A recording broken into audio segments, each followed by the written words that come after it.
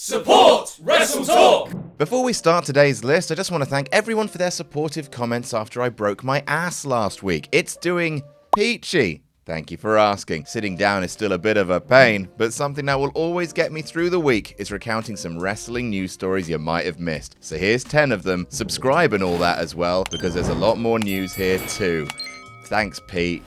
The ramblings of a mad ass. Number 1, AEW stars' contracts expire. In the last few years, wrestlers leaving their respective companies has been the primary focus of all wrestling media, whether it be the mass WWE releases, AEW signings and contract expirations, or shock retirements from the ring altogether, such as the Inspiration. Wrestlers moving around and finding their next move for their career has been the talk of the town this week. But seriously though, where the hell is Bray Wyatt? I need my spooky clown man back on my screen. With AEW moving into its third year, there have been a flurry of contracts expiring from the promotion as some of its OG talent initially took out 3-year contracts when signing with AEW in 2019. One of those people is Joey Janela, who revealed on Twitter this past week his AEW contract would be expiring on Sunday, May 1st. That's today! With that knowledge, it's also safe to assume that a few other talents' contracts would also be expiring on the same day, with confirmation that wrestlers such as Marco Stunt would also not have their contracts extended. Best of luck to all of those who have their contracts expiring. Hopefully they can all land on their feet before long. Number 2, Mick Foley wants to leave Twitter. Yes, I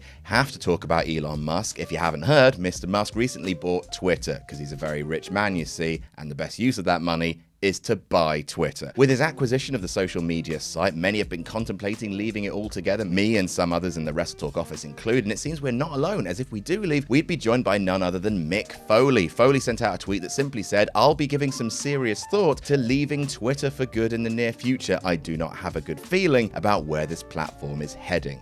Same, Mick. Number 3, MLW responds to WWE. In January, MLW filed a lawsuit against WWE over alleged attempts to monopolize the wrestling industry and undermine competition within it, noting their own experience of WWE allegedly strong-arming Vice to cancel whatever deal they were making with MLW to broadcast their shows. WWE responded with a solid nuh-uh and filed a motion to dismiss the case, saying that MLW basically had no proof and that they can't be monopolizing the industry if there's promotions like AEW that are totally competition. Change of WWE's tune there. Now, MLW have responded to WWE's motion to dismiss, saying a lot of legal speak that can be summarized with WWE are bad, their statements are untrue, and here's why, indicating their motion to dismiss should be denied. WWE have until May 16th to respond to this, and I, for one, am actually quite intrigued as to what's going to happen in this little war. Number 4, Randy Orton will always be in WWE. Mr. Randall Keith recently celebrated 20 years in the big dub, having made his main roster debut on April 26, 2002. This was part of the main focus of this week's episode of Raw, with Orton hitting all the RKOs and sending the fans home happy. Orton also recently spoke in a WWE Top 20 video about his longevity and how much time he has left in WWE, with a little shot at the current UWU champion Roman Reigns on the way as well. A lot of people ask me what my legacy will be. You know, I think you're talking WWE more specifically. My legacy will be that I was the next guy after The Undertaker that was the only person that never went anywhere else and had more matches, more titles, more accolades. I don't care, Roman Reigns. I'm sure he's got Dwayne Johnson's agent's number on speed dial. Roman will be in Hollywood. I'll still be here. I wouldn't mind a little Orton versus Reigns feud in the next year, especially with Orton's current gimmick being just having fun. Number 5, Omos had a unique brain tumor. Everyone's favorite WrestleMania match was Omos versus Bobby Lashley, and everyone's favorite WrestleMania Backlash match will be Omos versus Bobby Lashley. All joking aside, Omos is a young guy. Wait, how old is he? 27? Jesus Christ. Omos is a young guy, but he's apparently been through a lot so far in his life, as he revealed in an interview on Ryan Satin's Out of Character podcast that he has a unique medical history. They said, so this is an MRI right here of your brain. Do you see that little speck right there? You have a brain tumor. Literally a month after the MRI, I had the surgery and had to go in through my nose. It was very, very traumatic. But in the process of doing the testing, they found that not only do I have the pituitary tumor, but I have partial Cushing's disease, which is very rare. It became this sort of anomaly in the medical world. I had a journal published about my case. It's genuinely quite incredible that Omos was able to overcome all of that and go on to do what he's doing in the wrestling world right now. Massive props to the big lad. Number 6, changes to Mustafa Ali's return. One of the most shocking things from this week's Raw was the return of Mustafa Ali to WWE programming, which I don't think any of us thought would happen before his contract ran out in a couple of years. As it turns out, though, it almost didn't go down that way. In a report from Fightful Select, it was noted that WWE Creative came up with plans to bring Ali back last week, but as of last Sunday, the plans actually called for Ali to lose his first match back. Of course they did. And according to that report, Ali was scheduled to meet with John Laurinaitis on Monday, and at that time, he hadn't been informed of the creative plans for him, which is crazy to think he turned up that day without knowing if he would be on the show that evening. Ali was also reportedly more than comfortable referencing why he'd been away, as Miz in theory did so several times in the promo, and on top of this, WWE had the option to freeze Ali's contract due to inactivity, but haven't done so, and there are currently no plans to,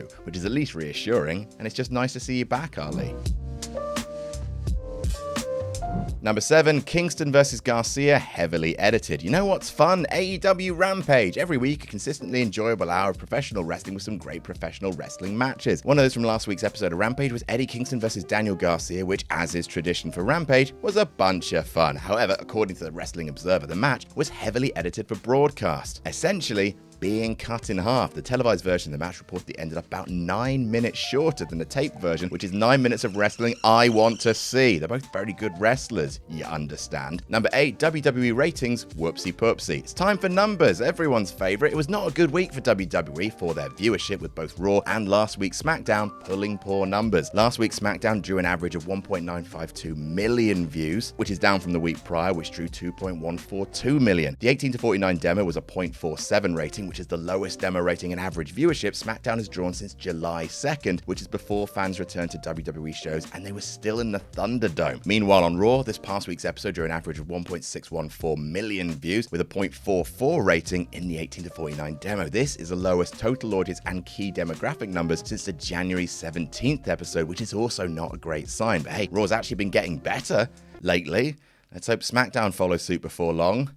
Please. Number 9, Ryback is considered a head case in WWE. Oh, Ryback, someone who seemingly had a bunch of promise in WWE before being quickly shoved down the card and released from the company for being a little unsafe in the ring, and apparently he is not well liked backstage. This report comes from Ringside News, so pinch of salt required, but according to their source, who is a tenured member of the WWE creative team, internally, Ryback is considered a risk, and the general consensus on him is that he's a head case. The source continued to say he's reckless in the ring and hurts people, which adds a bit of legitimacy to the source, to be frank. Number 10, Vince McMahon is always unhappy. Another great headline. It was reported recently that Vince McMahon is in the mood to make some changes to the WWE roster, as he felt a lot of wrestlers were miscast in their current roles, which is why we've been seeing a bunch of face and heel turns, some from absolutely out of nowhere, like Xia Li, Ciampa, no Tommaso anymore, sorry everybody, Rhea Ripley, and more. And now Ringside News, again, take another one of those pinches of salt, has reported they were told that Vince McMahon is always unhappy with WWE's TV product and always looking to improve things. I think I just enjoy the visual of Vince McMahon being constantly annoyed with everything that happens on his own TV show, then trying to fix it and making himself more annoyed. Sounds like classic Vince right there. And that's our list. What's your favorite bit of news from the past week? Let us know in the comments. Make sure you're subscribed to WrestleTalk for up-to-the-minute wrestling news. Turn on your notifications so you never miss a video, and never forget to jam that jam.